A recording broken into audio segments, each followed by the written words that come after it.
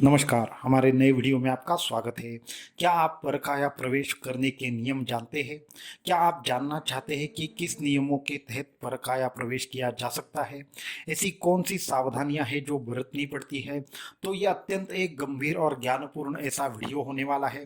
अगर आप परकाया प्रवेश के बारे में ये सारी चीज़ें जानना चाहते हैं तो इस वीडियो को अंत तक जरूर देखिए। साथ में ही हमारे चैनल को सब्सक्राइब करना, वीडियो को लाइक करना और ज़्यादा से ज़्यादा लोगों तक इन्हें पहुँचाना ना भूलिए। तो वीडियो को शुरू करते हैं। तो परकाया प्रवेश ये अत्यंत एक गंभीर ऐसा विषय है। एक ही वीडियो में इसको पूरी पूरी तरह से समझना या समझाना मुमकिन नहीं है। परकाया प्रवेश के अत्यंत गहरे से पहलू है और अत्यंत गोपनीय ऐसी विद्या है। तो ये विद्याओं का सार जो है मैं आप तक पहुंचाने का इस वीडियो के माध्यम से प्रयत्न करूंगा और ये इस पे हमारी एक अलग से वीडियो सीरीज आ रही है। इसका पहला वीडियो आपने देखा, ये हमारा इस सीरीज का दूसरा वीडियो है। तो मैं वीडियो को शुरू करना चाहता हूँ। तो परकाया प्रवेश ये आपने आदि शंकराचार्य से लेकर रामायण महाभारत के काल तक इन नियमों को सुना होगा कि परकाया प्रवेश होता है, एक शरीर से दूसरे शरीर में जाया जा सकता है। परंतु ये अत्यंत इतनी भी सरल बात नहीं है कि हम अपने शरीर को छोड़कर किसी अन्य के शरीर में प्रवेश करें। तो उसके लिए कुछ नियमों का पालन करना अत्यंत आवश्यक है। अगर ये पालन नहीं किया गया तो अत्यंत गंभीर इस तरह से परिणाम भुगतना पड़ सकता है। जैसे कि अगर मैं बताना चाहूँ कि अगर परकाया प्रवेश करते वक्त ठीक से परकाया प्रवेश नहीं हो पाया तो फिर आपका जो भी ये जीव है वो जिस शरीर में प्रवेश करता है उसी में अटक जाने का एक खतरा रहता है। दूसरी चीज़ है, अपने शरीर से बाहर निकलने के बाद मानो ऐसा हो सकता है कि आप अपने शरीर में वापस आ ही ना पाओ। तो हम क्या करें? अगर हम परकाया प्रवेश करते वक्त कहीं सहस्त्रार में प्राण फंस गए, हम शरीर से बाहर ही नहीं निकल पाए, तो न जाने हमारी मृत्यु भी हो सकती है। तो ऐसी अनेक चीज़ें ऐसी है कि जिसके बारे में हमें सोचना पड़ता है। इसके लिए ये अत्यंत गंभीर ऐसे ज्ञानपूर्ण गुरु के मार्गदर्शन से ये विद्या सीखनी पड़ती है।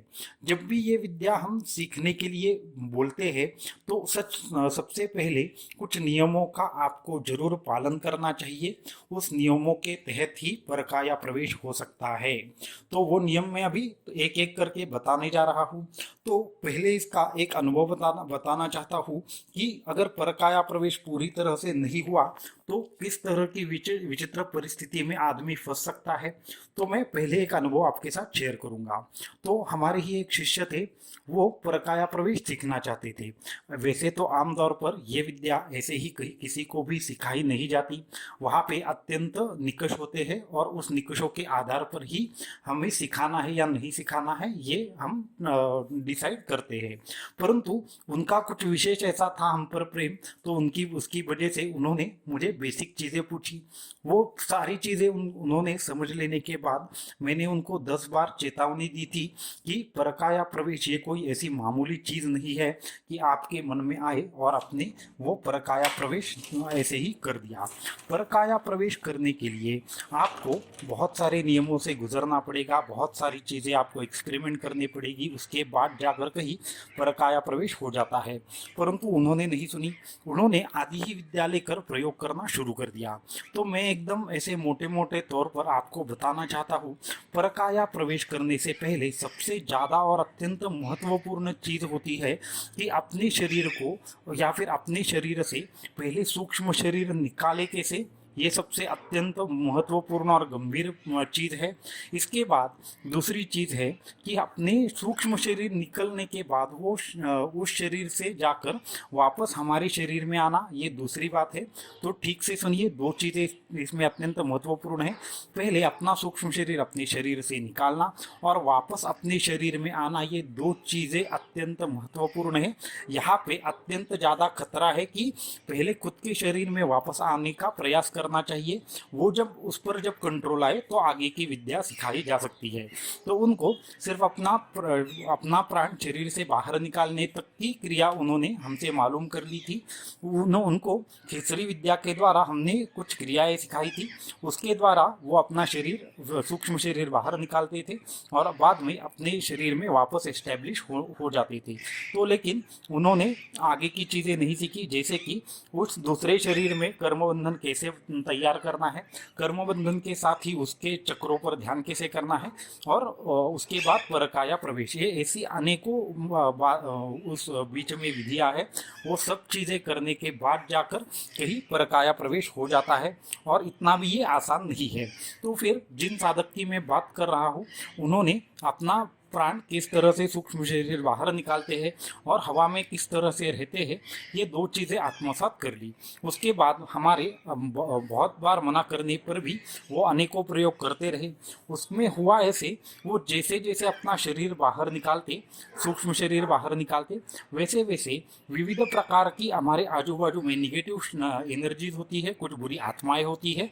जो भी योगी इस तरह का शरीर से बाहर निकालने की विद्या सीखते हैं, उनके आत्म जो बाहर की जो बुरी आत्माएं हैं, वो आपके शरीर में प्रवेश कर सकती है। ये सभी लोगों को ये समझना चाहिए कि अगर आप अपने शरीर को छोड़ सकते हैं, तो बाहर की ऐसी अनेकों शक्तियां हैं जो आपके शरीर में प्रवेश कर सकती है। उनके साथ यही हुआ। उन्होंने जब एक अमावस्या थी, तो सबसे पहले तो है कि रात में ये प्रयोग नहीं करने चाहिए। जो भी परकाया प्रवेश है वो रात में 12 बजे के बाद या फिर ऐसे अवसरों पर नहीं करना चाहिए जब ये निगेटिव शक्तियाँ ज़्यादा स्ट्रांग हो। खासकर आपको अपनी शरीर की शुद्धि, सिद्धि और रक्षा किस तरह से करनी है, ये अगर आपको पता नहीं है, तो आपको रात में इन प्रयोगों को नहीं करना चाहिए। जब भी ये प्रयोग करें तो सुबह करें, एक सुबह 4 बजे से लेकर बाद में कभी भी आप प्रयोग कर सकते हैं, रात में ये प्रयोग ना करें। तो सबसे पहले क्या करना पड़ता है, हमारे शरीर का बंधन करना पड़ता है, शरीर का रक्षण करना पड़ता है। कुछ मंत्र तंत्रों के द्वारा हमारे शरीर में दूसरी कोई भी बुरी शक्ति प्रवेश ना कर पाए, इस तरह की व्यवस्था करनी पड़ती है। परंतु इन सब चीज़ों की उनको इन्फॉर्मेशन नहीं थी, तो उन्होंने क्या कर दिया कि इन्होंने हर रोज रात को वो अपनी आत्मा बाहर निकालते थे, कहीं पे कुछ प्रयोग करते थे, कहीं पे चीजें देखते थे और वापस आते थे। ऐसा होते होते उनके शरीर पर एक विशिष्ट प्रकार के पिशाच ने कब्जा कर लिया। मानो वो भी शरीर में उनका आत्मा तो शरीर में वापस आ गया, लेकिन अचानक से वो कुछ बड़बड़ाने लगते, कुछ अलग अलग भाषाएं बोलने लगते। तो घर वालों को उनका जो भी परिवर्तन था वो समझ में आ गया, और उन्होंने हमसे संपर्क किया कि गुरुजी ये अचानक से कुछ उल्टा सुल्टा बोलने लगते हैं, कुछ गंदी गंदी गालियां देने लगते हैं, और इनको ये पता नहीं चलता कि वो क्या कर रहे हैं और क्या नहीं कर रहे हैं। तो मुझे बहुत थोड़ा सा गुस्सा आ गया, क्योंकि उनकी तरफ जैसे ही हमने देखा, वो जो चीज़ें कर रहे थे वो हमें स्पष्ट रूप से दिखाई देने लगी। फिर मैंने उनकी वो विद्या बंद कर दी। एक हमारे गुरु की कृपा की वजह से हम जैसे विद्या दे सकते हैं, उसी तरह से विद्या किस तरह से बंद की जाती है, ये भी चीज़ें हमारी गुरु कृपा से हमें प्राप्त हुई। और आगे चल के वो साधक का पूरी की पूरी तरह से जो स्पिरिचुअल लाइफ थी वो खत्म हो गई। उसकी कुंडलिनी शक्ति जो भी उसकी उस जन्म में प्रगति हो चुकी थी, उतनी ही उसके ऊपर की विद्याएं उनको देना हमने बंद कर दिया। और उसके बाद वो जो साधक था वो धीरे धीरे उसकी शक्ति क्षीण होती गई और आगे चलकर उसकी मृत्यु हो गई। क्योंकि जैसे ही ये सारी शक्तियां उनसे जो भी ये सिद्धि थी, जैसे कि कुंडलिनी शक्ति जागृति द्वारा अपना सूक्ष्म शरीर बाहर निकालना और वापस से अपने शरीर में एस्टेब्लिश करना, तो ये जो प्रोसेस थी उसके लिए जो ज्ञान लगता है, उसके लिए जो शक्ति लगती है, वो शक्ति की एक कुंजी होती है। जैसे ही वो कुंजी उस साधक को दी जाती है, उसको हमारा अपने शरीर से प्राण बाहर निकाला और अंदर डालना, ये दोनों भी क्रियाएं आने लगती है। तो उस पर लॉक लगने की वजह से जो भी उसके शरीर में बुरी शक्ति फंसी थी वो अंदर ही रह गई, और धीरे धीरे धीरे वो साधक बीमार पड़ता गया और आगे चलकर उसकी मृत्यु हो गई। तो इस तरह की अनेकों ऐसे अनुभव है जिसकी वजह से ये परकाया प्रवेश, ये विद्या अत्यंत गोपनीय और योग्य ही अधिकारी जो शिष्य है, साधक है, उनको देनी चाहिए। तो इसके नियम क्या है? सबसे पहले तो इसका एक नियम है कि जो भी आदमी ये प्रयोग करना चाहता है उसको सबसे पहले तो अपने सूक्ष्म देह को बाहर कैसे निकालना है, इस पर नियंत्रण चाहिए। दूसरी चीज, अपने प्राण को बाहर निकालने के बाद अपने शरीर में आने की विद्या भी उसको आनी चाहिए, ये दूसरी बात है। तीसरी बात है कि जब भी परकाया प्रवेश कोई आदमी करना चाहे तो वो शरीर कैसा है ये उसको पता होना चाहिए। साथ में ही उसको हर चक्र का ध्यान कौन सा है, हर चक्र का मंत्र कौन सा है, और किस तरह से आज्ञा चक्र तरह से बाहर जाकर अंदर आना, ये चीज़ उसको आनी चाहिए। ये जब तक चीज़ें आपको महारत नहीं हासिल हो जाती, परकाया प्रवेश के बारे में हम सोच भी नहीं सकते। साथ में परकाया प्रवेश करने से पहले सबसे पहले अपने शरीर के और किस तरह से तांत्रिक तंत्र मंत्रों के माध्यम से हमारे शरीर का बंधन किया जाए, हमारे शरीर का संरक्षण किया जाए, ये भी अत्यंत महत्वपूर्ण चीज़ है। जब तक आप शरीर बंधन नहीं करोगे तो दूसरा आत्मा है वो शरीर में प्रवेश कर जाएगा। हमारे इसके बाद जो वीडियो आने वाली है उसमें परकाया प्रवेश के दौरान किस तरह से अपना शरीर सुरक्षित किया जाए और उसके क्या नियम है, ये भी हम जरूर बहुत ही जल्द बताएंगे। उसके बाद आपको और क्या आना चाहिए, आपको दूसरे के शरीर में चक्रों का ध्यान करना आना चाहिए। मैं एकदम से सूक्ष्म रूप से बता रहा हूँ, आप वन बाय वन याद कर सकते हैं, क्योंकि ये चीज़ें इतनी सरल नहीं है कि हमारे चक्रों पर ध्यान करना, दूसरे के शरीर में चक्रों पर ध्यान करना। उसी के साथ आप जिस भी शरीर में प्रवेश करना चाहते हो, उसके बाद अगर कुत्ता है, बिल्ली है, बाकी भी जो भी जानवर है या मनुष्य प्राणी है, उस शरीर में प्रवेश करने के बाद उसके कर्म बंधनों के साथ इस तरह से हमें कुछ जुड़ाव करना पड़ता है, जिसकी वजह से वो शरीर के साथ हमारा चलन वलन मुमकिन है। और साथ में ही और एक अत्यंत महत्वपूर्ण सूचना है, अगर परकाया प्रवेश होने के बाद कहीं पे कुछ चूक हो गई तो हम हमेशा के लिए उस सामने वाले शरीर में फंस सकते हैं। ऐसे भी कई प्रयोग देखे गए हैं जहाँ पे परकाया प्रवेश तो हुआ है, परंतु उस कुत्ता, बिल्ली या दूसरे आदमी के शरीर से बाहर आना इतना भी सरल नहीं है। शंकराचार्य जी के भी जो उन्होंने परकाया प्रवेश किया था, तो उनके एक शिष्य को उनको याद दिलाना पड़ा था और उसके बाद में उन्होंने परकाया प्रवेश से वापस अपने शरीर में आए थे। और ये सारी चीज़ें करते हुए आपका जो मुख्य शरीर है उसका भी संरक्षण करना पड़ता है। तो ये सारी चीज़ें, ये सारे नियम फॉलो करने के बाद ही परकाया प्रवेश हो सकता है। तो जिनको भी परकाया प्रवेश सीखना है, खुद करना है, उनको सबसे पहले तो एक काम करना है, सबसे पहले उनको प्राणायाम करना है। दूसरी चीज़ है उनको षटचक्र का ध्यान करना है। यही सब चीज़ें हम हमारे क्रैश कोर्स में भी सिखा रहे हैं। मैं और एक बात कहना चाहता हूँ कि किसी भी प्रकार से परकाया प्रवेश हम सिखाने वाले नहीं है। हम सिर्फ ये प्राणायाम क्या है, ध्यान क्या है, षटचक्रों का ध्यान क्या है, इतनी ही चीज़ें सिखाने वाले हैं।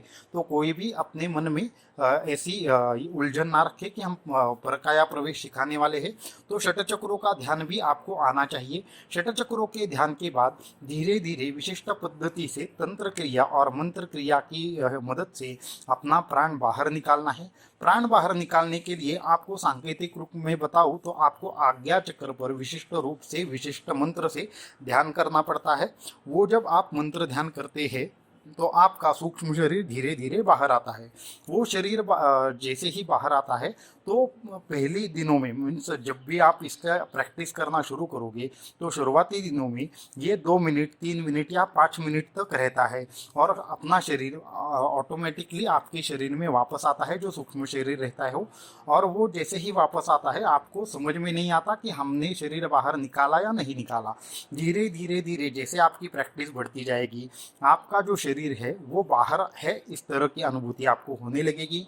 और उसके बाद आपको वापस शरीर में आना और शरीर से बाहर निकलना, ये दोनों चीज़ों पर महारत हासिल हो जाएगी। तो आज के वीडियो में इतना ही। तो इस तरह से अगर आप षटचक्र विज्ञान और सूर्य विज्ञान, इनके माध्यम से इस सिद्धि को प्राप्त कर सकते हैं। अगले वीडियो में मैं और कुछ चीज़ें परकाया प्रवेश पर जरूर बताऊंगा। तो परकाया प्रवेश पर अगर आप और भी चीज़ें सुनना चाहते हैं तो हमारे वीडियो को लाइक कीजिए, चैनल को सब्सक्राइब कीजिए। अगर आपको और भी इसमें रुचि है तो आप हमें ईमेल कर सकते हैं। अगर योग्य अधिकारी आदमी हुआ तो हम उनको परकाया प्रवेश के बारे में जरूर और चीज़ें बताएंगे और आपसे प्रैक्टिकल भी करवाएंगे। परंतु जब तक आप उस लेवल तक पहुंच नहीं जाते, आप हमसे परकाया प्रवेश के पूर्ण ज्ञान की अपेक्षा मत कीजिए।